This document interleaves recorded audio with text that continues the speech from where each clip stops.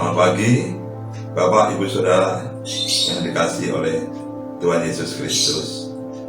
Karena kasih dan anugerahnya, karena kebaikannya, hari ini kita ada di dalam hadirat Tuhan melalui ibadah online.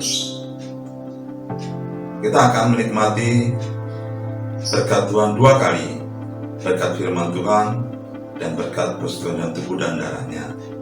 Mari Bapak Ibu Saudara, kita mau merendahkan hati kita, diri kita di hadapan Tuhan. Kita mau membuka hati kita untuk lawatan Tuhan melalui firman-Nya, sehingga hidup kita hidup untuk terus mempermuliakan nama Tuhan. Biarlah di masa-masa sulit ini kita tetap semangat mengasihi Tuhan, tetap semangat melayani Tuhan, tetap percaya dan mengandalkan Tuhan, sehingga kita sebagai anak-anak terang, sebagai umat pilihan-Nya, kita boleh mengalami kemenangan demi kemenangan dalam menjalani kehidupan kita sehari-hari. Bapak Ibu Saudara, hari tetap bersandar pada Tuhan, karena Tuhanlah menjadi kekuatan kita. Yesuslah menjadi penjamin hidup kita. Dialah yang selalu menolong kita saat kita percaya dan taat kepadanya. Tetap semangat, tetap melayani Tuhan, tetap mengandalkan Tuhan. Tuhan Yesus memberkati. Haleluya.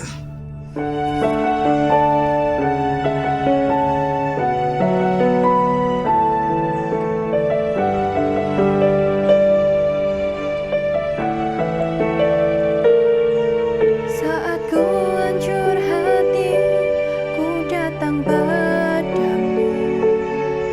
Kau beri kekuatan dan beri penghiburan.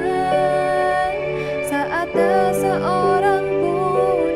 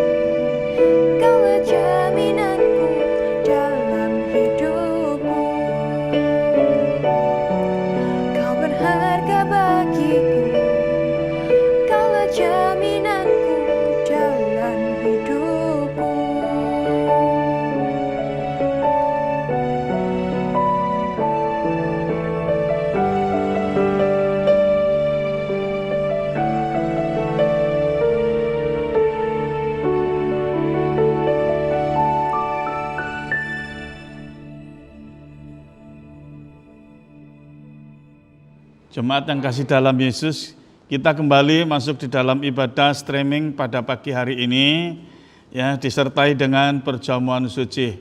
Ya, sebelumnya kita akan masuk di dalam doa. Bapa, dalam nama Tuhan Yesus, dengan penuh rasa syukur dan terima kasih, oleh kasih dan kemurahan-Mu ya Bapa, kembali Tuhan, umat-Mu akan mendapatkan berkat-berkat melalui streaming, yaitu melalui firman-Mu ini. Terima kasih ya Bapa, mohon berkat-Mu, mohon campur tangan-Mu, supaya streaming ini berjalan dengan baik, dan nama Tuhan Yesus dimuliakan. Jemaat semuanya diberkati di dalam nama Tuhan Yesus Kristus. Amin. Jemaat yang kasih dalam Yesus, kita kembali akan konsentrasi kepada firman Tuhan. Ya, saya harap semua jemaat akan perhatikan, ya. Saya akan ambil di dalam Markus 16 ayat 15 sampai ayat yang ke-18. Lalu ia berkata kepada mereka, "Pergilah ke seluruh dunia, beritakanlah Injil kepada segala makhluk. Siapa yang percaya dan dibaptis akan diselamatkan, tetapi siapa yang tidak percaya akan dihukum. Tanda-tanda ini akan menyertai orang-orang yang percaya. Mereka akan mengusir setan-setan demi namaku. Mereka akan berbicara dalam bahasa-bahasa yang baru bagi mereka. Mereka akan memegang ular, dan sekalipun mereka minum racun maut, mereka tidak akan mendapat celaka. Mereka akan meletakkan tangannya atas orang sakit, dan orang itu akan sembuh." Puji Tuhan, ya.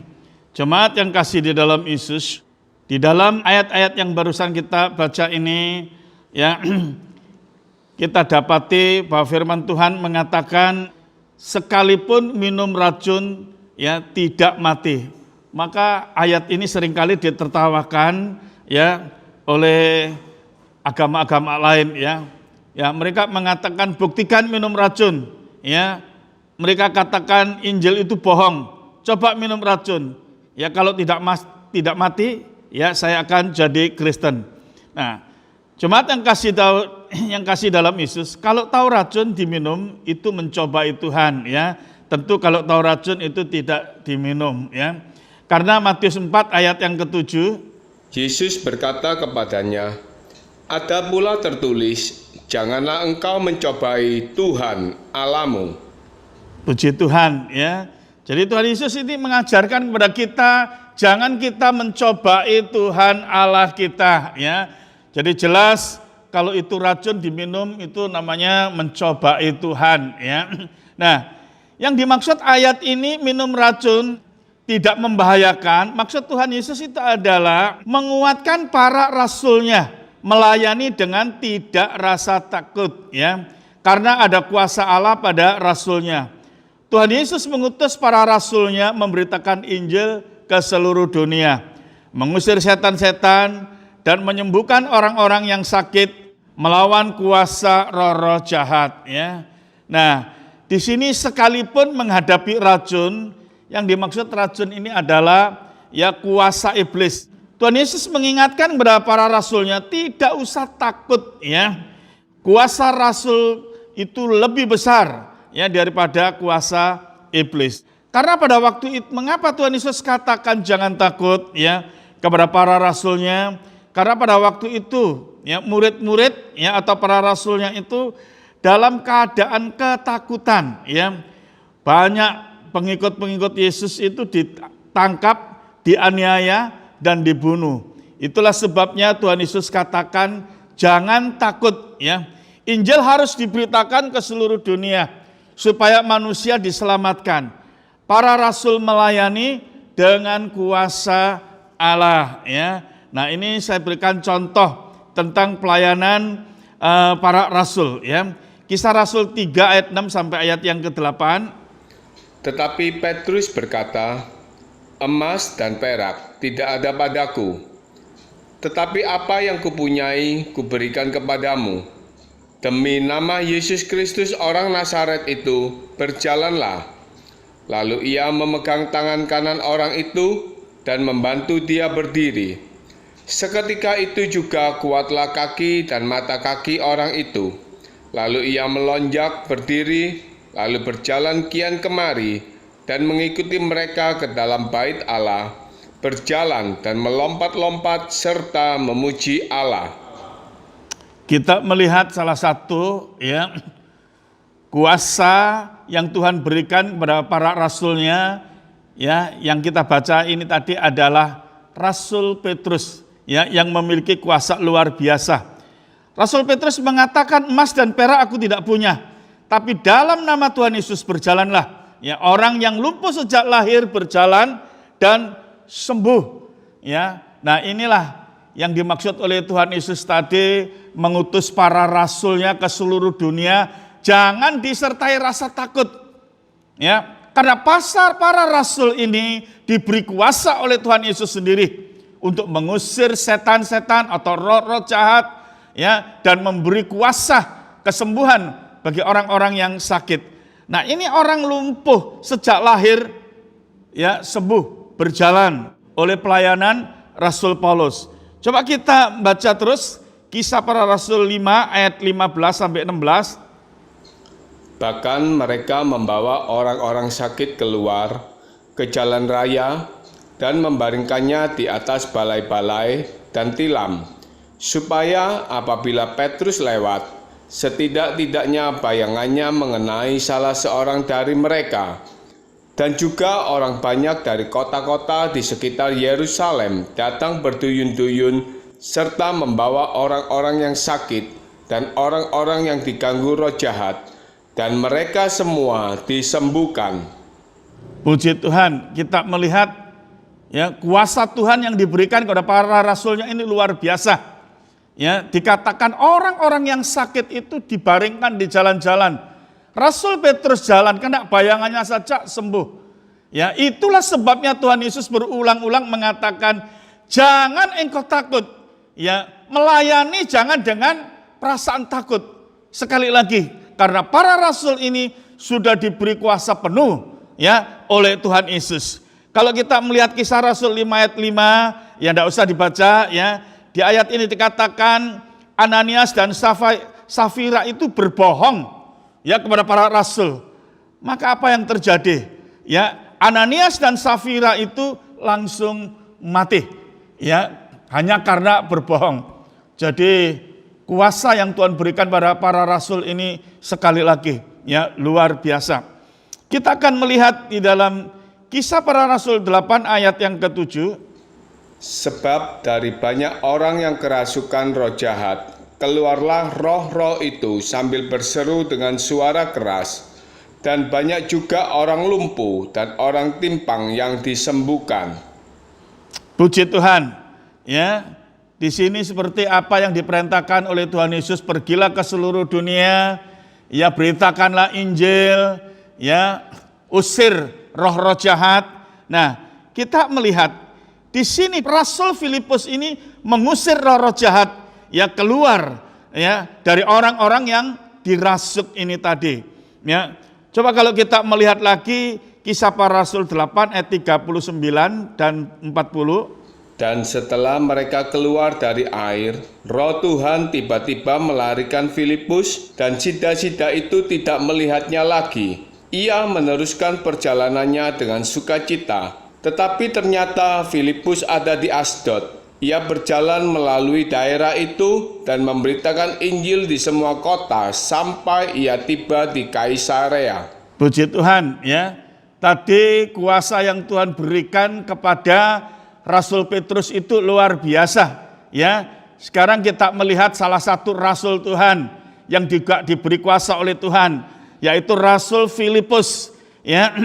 Di sini dikatakan Rasul Filipus ini membaptis sida-sida Habsi. Waktu diinjili dan percaya, maka kita melihat waktu sida-sida Habsi ini keluar dari air, setelah dibaptis oleh Filipus. Di sini dikatakan Filipus langsung diraibkan oleh Roh Kudus. Diraibkan itu artinya langsung hilang. Jadi setelah baptis langsung raib Filipus ini, langsung hilang. Tadi Filipus ini ada di Gaza, tahu-tahu ada di Asdod. Ya, kalau kita lihat Gaza dan Asdod itu jaraknya 38,1 kilo. Tahu-tahu sekejap ya dari Gaza langsung ke Asdod yang jaraknya 38,1 kilo ya. Nah, ini sesuatu yang sangat luar biasa ya. Jadi seolah-olah Rasul Filipus ini bisa menghilang ya, dari sekejap di Gaza langsung pindah ya di Asdod. Nah, inilah kuasa yang Tuhan berikan kepada para rasulnya. Itulah sebabnya ya Tuhan Yesus itu sebelum naik ke surga berulang-ulang berkata kepada para rasul, jangan engkau takut. Ya, jangan engkau takut. Jangan melayani ya dengan perasaan takut. Karena para rasul ini sudah diberi kuasa yang begitu besar oleh Tuhan Yesus ya. Nah, kita melihat kuasa Allah bekerja dalam pelayanan para rasulnya dengan luar biasa. Banyak jiwa-jiwa bertobat diselamatkan. Ya, di dalam Kisah Rasul 2 ayat 41 dikatakan Petrus khotbah, ya, sekali khotbah 3.000 jiwa bertobat dan dibaptis. Ini tentu ya sesuatu yang luar biasa. Ya, mungkin belum pernah terjadi. Ya, tapi inilah kuasa yang Tuhan berikan kepada para rasulnya. Ya, ada satu urapan yang luar biasa. Sekali khotbah 3.000 jiwa. Bukan cuma bertobat, dibaptis ya. Ini luar biasa. Jemaat yang kasih di dalam Yesus, hari ini Injil sudah menjangkau seluruh dunia. Hanya sebagian kecil itu belum terjangkau. Ya, sekarang seluruh dunia atau gereja itu lockdown ya. Jadi gereja ini sekarang semua live streaming. Nah, ini adalah kehendak Tuhan. Mengapa saya katakan kehendak Tuhan? Dengan adanya gereja lockdown, semua gereja-gereja melakukan live streaming seperti saat pada pagi hari ini. Maka kita melihat banyak jiwa-jiwa bertobat. Ya, bahkan dari aliran agama-agama lain ya percaya kepada Tuhan Yesus. Ya. Injil lebih cepat mencapai seluruh dunia melalui teknologi internet seperti sekarang ini. Ya, gereja-gereja ya live streaming semua. Ya, maksud saya Injil ini begitu cepat ya sampai ke seluruh dunia. Ya, jemaat yang kasih di dalam Yesus, kalau di Surabaya mungkin saudara tahu atau tidak, ya banyak agama mayoritas. Ya, mereka yang bertobat ya dengan adanya gereja di lockdown, dengan adanya gereja-gereja live streaming ya, bahkan dikatakan mereka bukan tokoh mayoritas yang maksudnya ya yang anggota jemaat biasa, tapi tokoh-tokohnya. Ya, ini luar biasa ya. Kita melihat Injil lebih cepat ya hari-hari ini mencapai seluruh dunia karena melalui teknologi internet ya. Seperti tadi saya katakan semua gereja-gereja ya live streaming ya melalui internet atau YouTube, semua orang bisa melihat. Jadi antara agama lain sekarang kita tahu pengajaran mereka seperti apakah. Pengajaran Kristen ini seperti apa? Pengikut Kristus ini seperti apa? Mereka tahu semua melalui ibadah live streaming ini ya. Nah, jemaat yang kasih di dalam Yesus, tadi sudah saya jelaskan. Para rasul Tuhan dengan satu misi yang begitu besar. Tuhan Yesus serahkan dunia ini. Para rasul ini menginjil ke seluruh dunia, ini perintah Tuhan ya. Dan diberi kuasa yang begitu besar oleh Tuhan Yesus. Maka kita melihat para rasulnya ini tadi melayani ya dengan satu kuasa yang besar yang tadi ya sudah saya baca, sudah saya jelaskan ya, di mana kuasa para rasul-rasul ini melayani ya, menangkan jiwa-jiwa. Seperti tadi saya katakan, sekali khotbah 3.000 jiwa bertobat dibaptis, ya roh-roh jahat diusir keluar, ya sakit penyakit apapun mereka semua disembuhkan oleh kuasa Tuhan yang dinyatakan melalui para rasulnya. Jemaat yang kasih dalam Yesus, pada hari ini ya, saudara mendengar live streaming ini, kita semua tahu, ya, para rasul Tuhan ini semua sudah mati syahid, ya, mereka menderita sampai mati. Ya, saya berikan penjelasan supaya jemaat bisa mengerti kalau melayani itu yang sungguh-sungguh. Ya, saudara, melayani itu belum apa-apa. Coba kita melihat pelayanan para rasul. Rasul Petrus, ya, kita melihat ditangkap, disiksa, disalib dengan kepala di bawah karena merasa tidak layak disalib seperti Tuhan Yesus. Ya. Nah, kita melihat Rasul Petrus mati dengan keberanian luar biasa karena dikuatkan oleh Tuhan Yesus. Ya, jadi ini para rasul ini mati syahid semua. Saya bacakan satu-satu. Yang kedua, ya, Rasul Matius itu mati disiksa, dibunuh di Ethiopia. Ya, yang ketiga, Rasul Markus disiksa, ya, badannya ditarik kuda hingga hancur karena kena batu-batu. Itu terjadi di Alexandria, Mesir. Ya. Yang keempat, Rasul Lukas itu mati digantung di Yunani. Yang kelima, Rasul Yakobus mati dilempar dari atas bumbungan bait suci. Ya, rupanya iblis itu dendam. Ya, kalau dulu mau Tuhan Yesus suruh jatuhkan diri, ya, di atas bumbungan bait suci, ya, tapi ditolak, ya, dan iblis tidak bisa apa-apa. Nah, sekarang kita melihat muridnya, rasulnya yaitu Yakobus, dilempar dari atas bumbungan bait suci. Itu kematian Rasul Yakobus, ya. Nah, yang keenam, Rasul Yakobus anak Zebedius itu disiksa, ya, luar biasa, sangat disiksa setengah mati, ya. Tapi kita melihat Rasul Yakobus anak Zebedius ini sekalipun disiksa dengan tubuh yang hancur, ya, tapi mulutnya tidak bisa diam, ya. Dia terus khotbah, bahkan yang menyiksa itu diinjili terus, dikhotbahi terus. Ya, akhirnya karena tidak bisa diam, kepalanya itu dipenggal, ya, supaya diam. Kita melihat para rasul ini luar biasa. Ya. Yang ketujuh, Nathanael, ya, Rasul Nathanael itu disiksa, ya, dicambuk, hancur seluruh tubuhnya sampai mati. Itu di Armenia. Ya. Ya.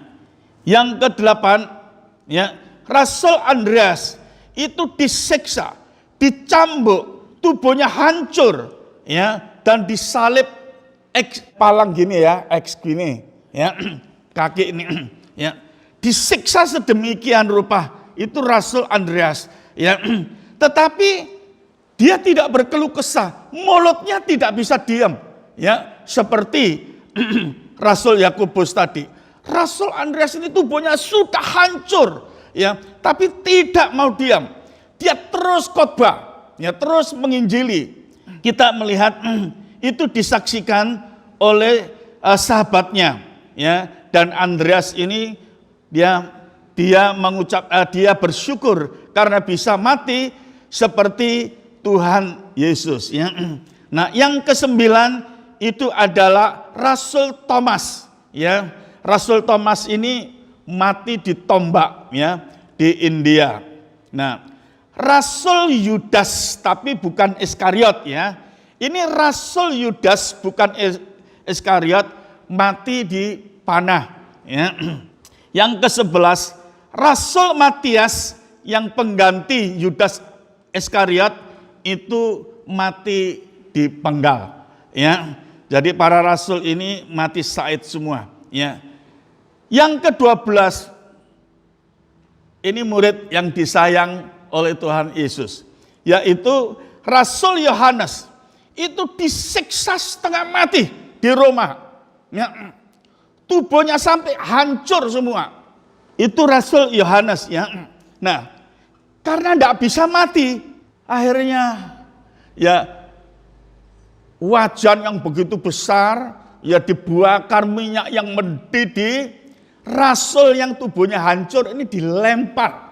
Ya, dilempar, dengan kata lain digoreng. Ya, tetapi kita melihat tetap Rasul Yohanes ini nggak bisa mati. Nah, itu karena masih ada misi yang Tuhan berikan kepada Rasul Yohanes ini. Ya, dan bagi saya juga, saya memahami mungkin belum waktunya dia mati. Ya, Tuhan masih memberikan misi kepada Rasul Yohanes ini. Nah, waktu tubuh sudah hancur, digoreng tidak mati, akhirnya dibuang ke pulau Patmos. Nah, itulah sebabnya, saudaraku, Rasul Yohanes lah yang menulis kitab Wahyu, kitab yang terakhir yang ditulis oleh Rasul Yohanes ini, ya.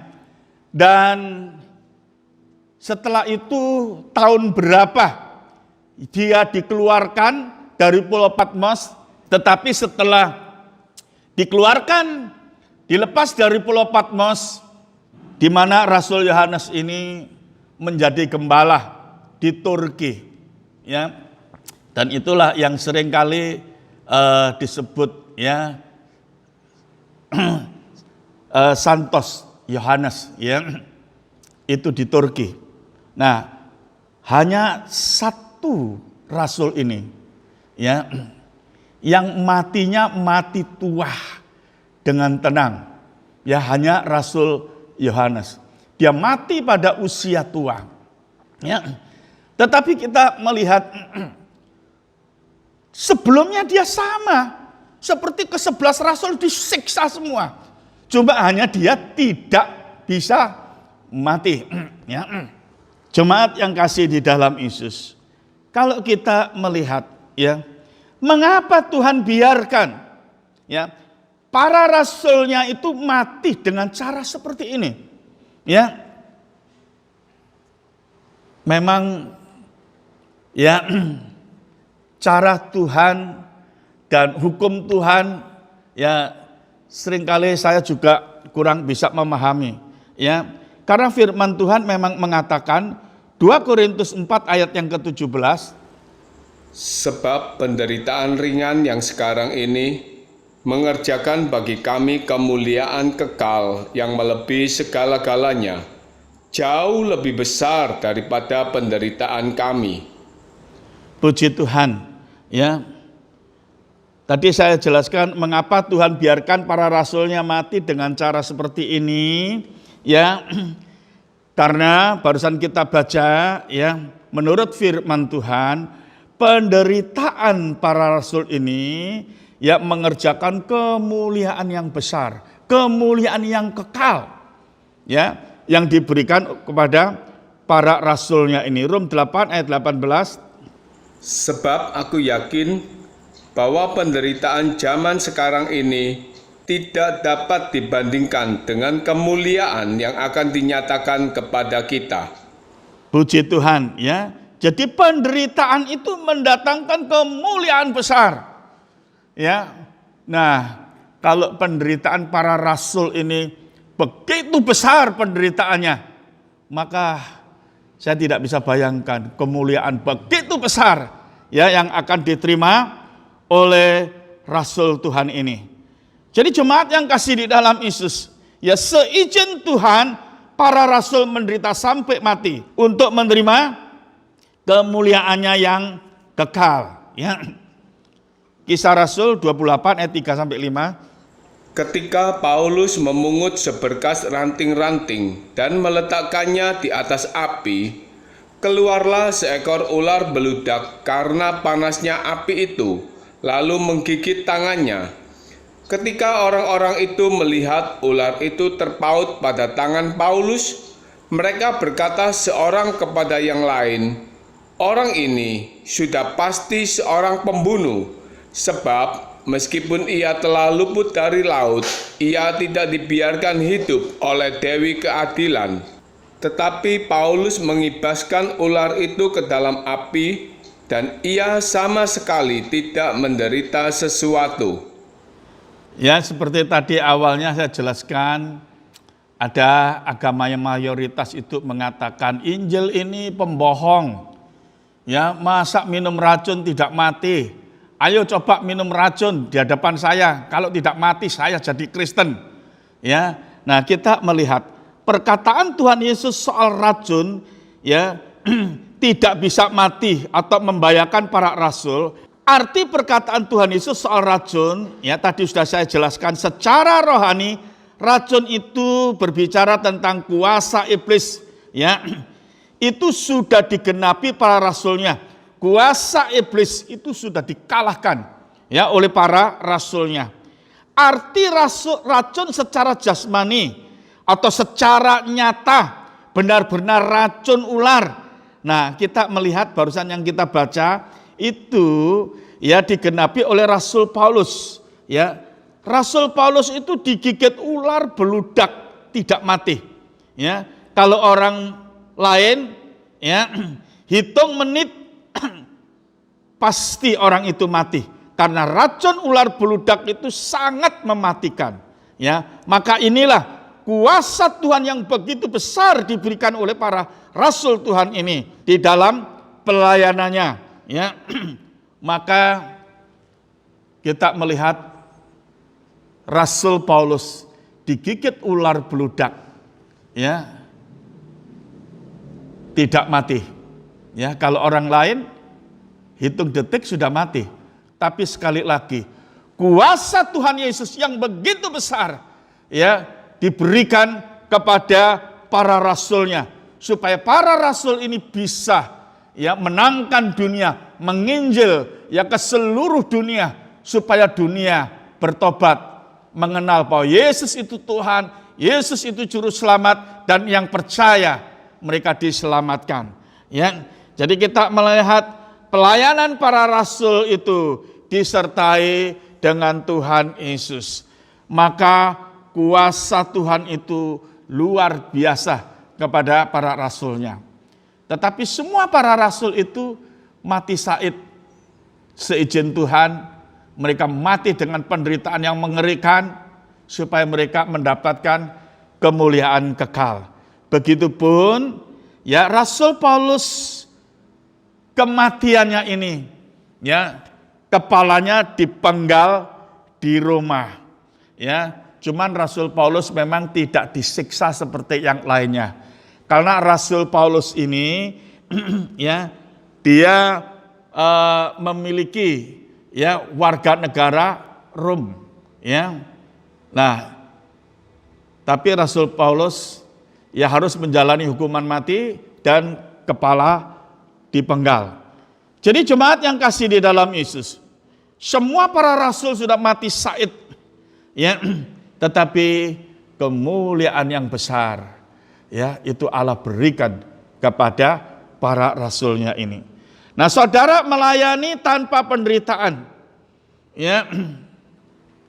Coba kalau saudara diberkati oleh Tuhan, ya, diberi kekayaan, ya, saudara pun juga, ya, melayani dengan kekayaan saudara. Itu ditulis Amsal 3 ayat yang ke-9. Muliakanlah Tuhan dengan hartamu dan dengan hasil pertama dari segala penghasilanmu. Puji Tuhan, ya. Jadi kalau saudara diberi kekayaan, ya, muliakanlah Tuhan, ya, dengan hartamu supaya saudara-saudara pun dapat pahala, ya, upah di sorga, ya. Jadi kalau kita hidup sekarang ini luar biasa, begitupun juga hamba-hamba Tuhan tidak sampai mengalami penderitaan seperti para rasul ini tadi, ya. Jadi mari, ya, jemaat yang dikasih di dalam Yesus, kalau kita melayani, layanilah, ya, dengan sungguh-sungguh, ya. Nah, coba kita akan melihat 2 Korintus 8 ayat 1 sampai 5. Saudara-saudara, kami hendak memberitahukan kepada kamu tentang kasih karunia yang dianugerahkan kepada jemaat-jemaat di Makedonia. Selagi dicobai dengan berat dalam pelbagai penderitaan, sukacita mereka meluap, dan meskipun mereka sangat miskin, namun mereka kaya dalam kemurahan. Aku bersaksi bahwa mereka telah memberikan menurut kemampuan mereka, bahkan melampaui kemampuan mereka. Dengan kerelaan sendiri, mereka meminta dan mendesak kepada kami, supaya mereka juga beroleh kasih karunia untuk mengambil bagian dalam pelayanan kepada orang-orang kudus. Mereka memberikan lebih banyak daripada yang kami harapkan. Mereka memberikan diri mereka pertama-tama kepada Allah, kemudian oleh karena kehendak Allah juga kepada kami. Pelayanan jemaat di Makedonia ini luar biasa. Ya, itu merupakan menjadikan satu contoh atau teladan bagi kita. Ya, mereka bukan orang-orang kaya. Ya, mereka adalah orang-orang yang menderita. Mereka adalah orang-orang yang miskin. Ya. Tetapi mereka tidak fokus kepada kemiskinannya. Ya. Mereka bisa bantu apa yang bisa bantu ya untuk pekerjaan Tuhan. Ya. Nah, ini jemaat yang ada di Makedonia ini memberikan satu spirit ya bagi kita semua. Contoh atau kita contoh jemaat yang ada di Makedonia ini. Ya. Coba, apakah tadi dikatakan jemaat di Makedonia ini ya banyak menderita? Biasanya kalau orang menderita ya sudah merenungi nasibnya sendiri. Ya, tapi dia tidak. Dia banyak menderita tapi tetap ya dia bisa melayani, memberi bantuan, melayani dengan sungguh-sungguh. Nah, ini menunjukkan jemaat yang ada di Makedonia ini kualitas iman rohaninya itu luar biasa, ya baiknya. Nah, kalau dia miskin, dia memberi, apakah habis? Apakah tambah miskin? Tidak. Hukum Tuhan tidak demikian. Ya, coba baca Amsal 11 ayat 25. Siapa banyak memberi berkat, diberi kelimpahan. Siapa memberi minum, ia sendiri akan diberi minum. Inilah hukum Tuhan. Siapa banyak memberi berkat, diberi kelimpahan. Ya. Jadi jemaat yang kasih di dalam Yesus, ya, milikilah iman yang berkualitas untuk memuliakan Tuhan Yesus. Ya, di sini ada kas sosial untuk jemaat yang perlu dibantu. Isi kas itu dengan sukacita. Ya, melayani jangan saudara merasa miskin terus. Ya, tubuh sehat itu kaya. Ya. Karena dengan tubuh yang sehat saudara bisa bekerja dengan baik dan mendapatkan penghasilan. Ya, jadi perhatikan ya jemaat yang kasih di dalam Yesus. Nah, ya sekali lagi ya melayani jangan saudara merasa miskin terus. Ya sekali lagi tubuh sehat itu kaya. Ya, saudara diberi hidup ya dan memiliki hidup kekal itu kasih karunia Tuhan Yesus berikan kepada saudara. Melayani dengan hati terbeban jiwa-jiwa, melayani dengan sukacita, itu menyenangkan hati Bapa, hati Tuhan Yesus. Jadi jemaat yang kasih di dalam Yesus, ya tadi saudara sudah dengar bagaimana pelayanan para rasul-rasul ini menangkan dunia ini. Sekalipun harus dibayar ya dengan ya mereka semua mengalami mati syahid ya mati dengan penuh penderitaan ya tetapi kita melihat nama Tuhan dimuliakan, nama Tuhan dipuji ya. Pelayanan para rasul ini menangkan dunia. Hanya sisa-sisa sedikit ini bagian kita semua. Maka tadi saya jelaskan, ya ini kita berada di akhir zaman, ya maka supaya Tuhan Yesus itu datang yang kedua kali itu cepat, maka Injil ini harus memenuhi seluruh dunia. Itulah sebabnya tadi saya katakan, kalau sampai gereja ini semua lockdown, ya gereja ya melayani khotbah dengan live streaming, ya ini menjangkau dunia itu lebih cepat lagi. Ya, karena dunia ini sudah dikuasai oleh dunia internet. Ya, maka seperti saya katakan, di dalam agama-agama lain yang tidak mengerti jalan menuju ke sorga itu seperti apa. Ya, seperti ya di dalam Yohanes 14 ayat 6 dikatakan, akulah jalan, kebenaran, dan hidup. Tidak ada satu orang pun sampai ke Bapa, satu orang pun ke sorga, kalau tidak melalui aku. Ini sudah didengar ya oleh seluruh dunia, karena hamba-hamba Tuhan sudah live streaming. Ya, maka melalui live streaming atau internet ini, ya, di mana ya lebih cepat firman ini lebih cepat menjangkau dunia yang belum terjangkau, sekarang mudah sekali terjangkau.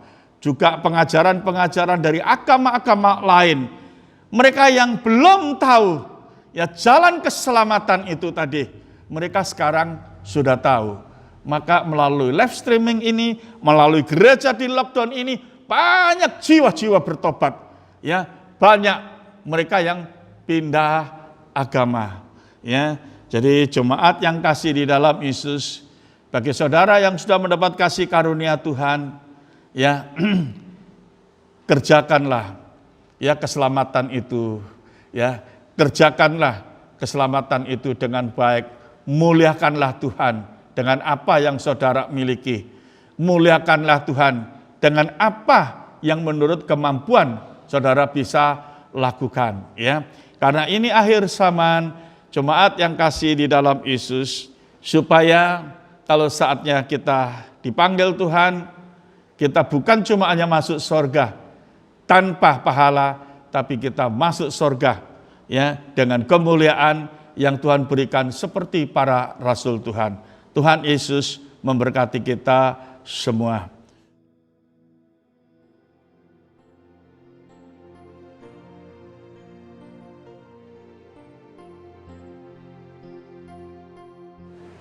Jemaat yang kasih dalam Yesus, mari kita sama-sama bangkit berdiri. Ya, kita akan masuk dalam perjamuan kudus. Saya akan berdoa. Bapa, dalam nama Tuhan Yesus, terima kasih ya Bapa atas kasih dan anugerah-Mu yang Kau sudah berikan dalam kehidupan kami. Sebagian benih firman-Mu sudah hamba sampaikan. Kiranya firman-Mu akan termeterai dalam kehidupan seluruh umat-Mu, supaya umat-Mu iman rohaninya diteguhkan. Tuhan, dalam keadaan hari-hari ini yang kurang baik, tetapi jemaat tetap bersuka cita karena firman-Mu memberikan kekuatan baru atas kehidupan mereka. Terima kasih ya Bapa, dan hamba pohon panjatkan semuanya doa diberkati di dalam nama Tuhan Yesus Kristus. Amin. Kita akan masuk di dalam perjamuan kudus. Mari kita angkat roti ini tinggi-tinggi di hadapan Bapa. Ini adalah tubuh Yesus sendiri, tubuh yang kudus, tubuh yang sempurna. Terima kasih Bapa, sekarang Engkau layakkan kami bersekutu dengan tubuh dan darah-Mu. Terima kasih Bapa, terima kasih. Dengar bunyi firman Tuhan. Bukankah roti yang kita pecah-pecahkan adalah persekutuan dengan tubuh Kristus? Haleluya, amin.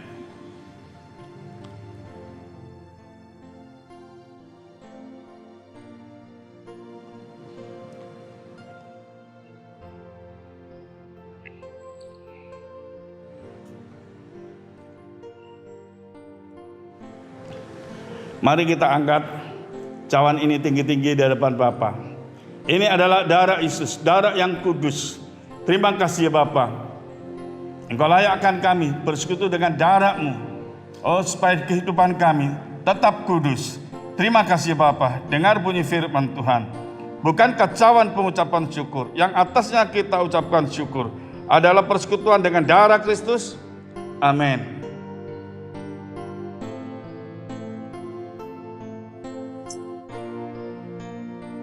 Terpujilah kebesaran-Mu Bapa. Terpujilah namamu Tuhan Yesus. Mulialah namamu. Masyurlah namamu. Haleluya. Kami memuji kebesaran-Mu. Ajaib Tuhan, ajaib Tuhan. Kami memuji kebesaran-Mu.